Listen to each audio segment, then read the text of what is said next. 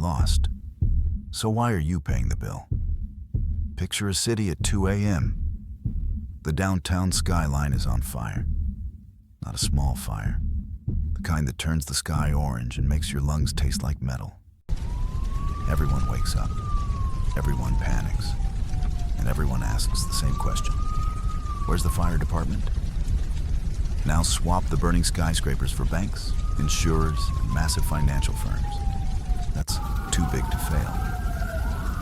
It's not an economic phrase. It's a hostage note.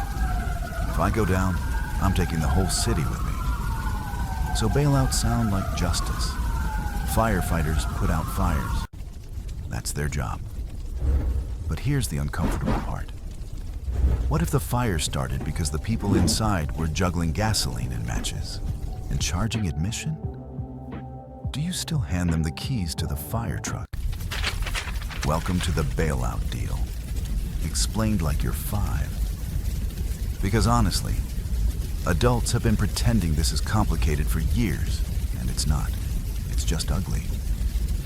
Rule number 1, a bailout is not a prize. It's a triage decision. When the system is choking, governments and central banks don't rescue good guys. They rescue oxygen.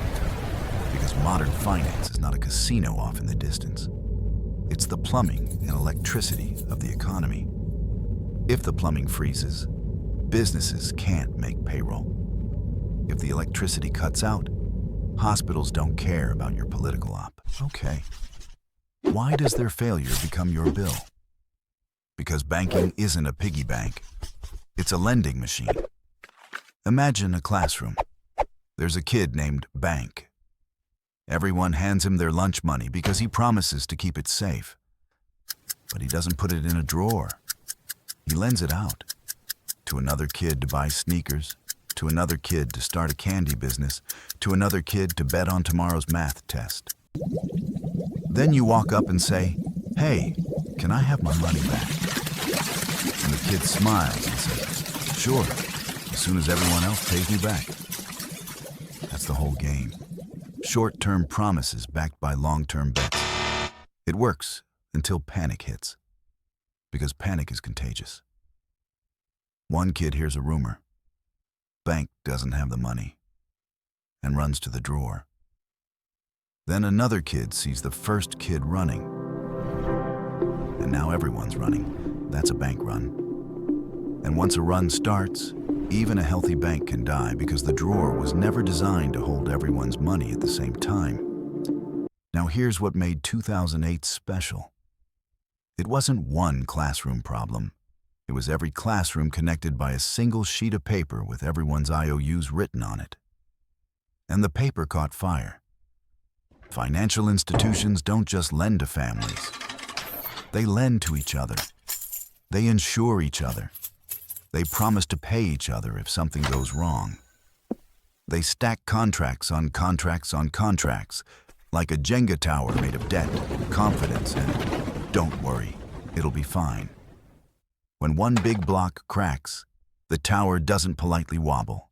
It collapses. And when the tower collapses, credit freezes. Credit is the invisible bloodstream of the economy. Companies use it to make payroll. Stores use it to stock shelves. Farmers use it to buy seed. Factories use it to buy parts. If credit stops flowing, the economy doesn't slow down. It ceases. So governments face a nightmare choice. Let the biggest institutions fail and risk a total system shutdown, or intervene and look like they're handing taxpayer money to the people who set the fuse. This is where the fire department analogy matters. If a single apartment is on fire, you can take your time, ask questions, assign blame. But if the fire reaches the power station, the water plant, the bridge, you don't hold a committee meeting. You spray the fire. First, that's bailouts in a sentence. Emergency water on a system-level fire. But here's the twist. The biggest burning building is also the one with the loudest megaphone. It doesn't say, "Help me." It says, "Help me, or everyone dies." That's how too big to fail becomes a business model. And if that sounds dramatic, good. Because the entire point is that the system is designed so you'll tolerate the rescue, even when it disgusts you. Now let's talk about what the rescue actually looks like. What the deal is, step by step. Because once you see the mechanics, the moral argument gets way harder to ignore. So what is the bailout deal, mechanically? Think of the government and the central bank as the fire department. They don't just show up with one hose. They bring a whole toolkit. Tool number 1, direct support. The government injects money into banks, sometimes by buying shares, sometimes by guaranteeing losses, sometimes by backstopping bad assets. Translation: you're wobbling. Here's a cushion. Tool number 2, emergency lending. When nobody trusts anybody, the central bank becomes the lender of last resort. Translation: fine. If the market won't lend, I will. Tool number 3, lower rates and liquidity floods. Interest rates get cut. Credit lines expand. Special facilities appear. Translation: I'm turning on the water and I'm not asking how much it costs. Tool number 4, asset buying, quantitative easing. The phrase that sounds like a yoga pose but behaves like a money cannon. The central bank buys bonds and other assets to calm markets and push money back into circulation. Translation: I'm forcing the engine to keep running. All of this has one goal: stop panic, restore trust, get the plumbing working again. In the short run, this can be necessary, because a full collapse doesn't punish just the bad guys. It punishes everyone. It punishes workers first. It punishes small businesses first. It punishes retirees first. It punishes people who didn't even know what a derivative was before their job disappeared. So yes, sometimes you spray the fire even if the building owner was reckless. But here's where the bailout deal turns toxic. A bailout is not just a rescue. It's a lesson. If the system rescues you and you win big and lose bigger, then risk becomes rational. Not morally rational, financially rational. That's moral hazard. When the upside is private and the downside is social. And here's the cruel trick. The better the rescue works in the short term, the more it encourages future recklessness. Because the market learns. When things are good, we get bonuses. When things are bad, we get systemic importance. If you're a normal person, failure is personal. If you're a mega bank, failure is a national emergency. Now, to be fair, let's steelman the other side. If you don't rescue, the system can spiral. Credit freezes longer, unemployment climbs faster. Businesses die from lack of oxygen. The justice you get might be justice on top of a crater. So the real dilemma isn't bailouts are evil versus bailouts are good. It's this: no bailout and the city burns. Bailout and the arsonist learns you'll pay. Which means the real question is not, should we rescue? It's, what do we demand in exchange for the rescue?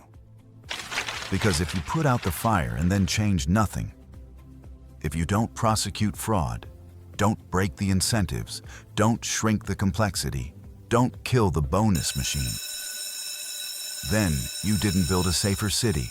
You built an arson economy. And that's why people feel betrayed, not because the fire department showed up, but because after the fire, the same people got to keep the matches. So now we reach the part that hurts most. What does this do to society after the crisis? Who actually pays long after the headlines move on? And why does the next crisis always come back wearing a different costume? After the bailout, the system survives. Markets calm down. Stock prices recover. Bank balance sheets look healthier. And politicians declare victory like they personally extinguished the sun. But for most people, life doesn't recover. It just rearranges the pain. Because bailouts don't erase the cost of the fire. They relocate it. Sometimes the bill shows up as unemployment and foreclosures. Sometimes it shows up as higher asset prices. Housing becomes a ladder that gets pulled up. Sometimes it shows up as a long, quiet squeeze.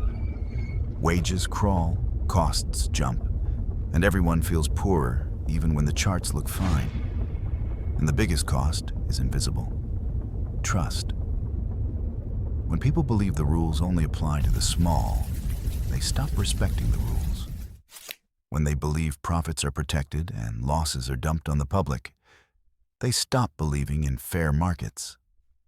And when trust dies, stability becomes harder to buy next time.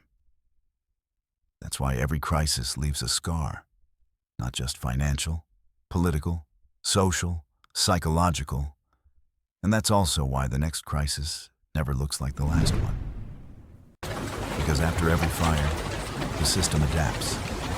It doesn't always become safer. It becomes better at hiding the fuel. Too big to fail doesn't have to be a bank. It can be any institution that becomes essential, interconnected, and impossible to unwind without collateral damage.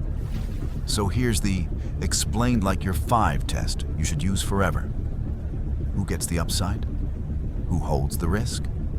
And when it breaks, who gets the bill?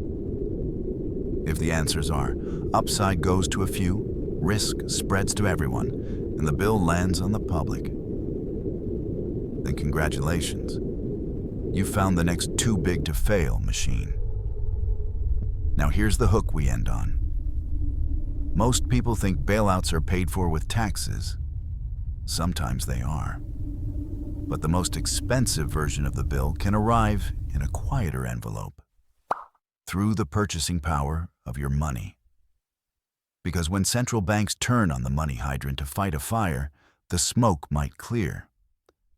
But the cost may show up later, slowly as prices rise and savings feel smaller. So in the next episode, we're going to follow the hidden invoice, how printing money to save the system can turn into a stealth payment plan for everyone else. Is inflation a natural disaster, or the most convenient way to charge the public without calling it a bailout? If you want to see how that bill gets delivered to your doorstep, hit subscribe. Because the next crisis doesn't announce itself. It sneaks in, wearing a friendly smile, a profitable story, and a guarantee that it's totally different this time.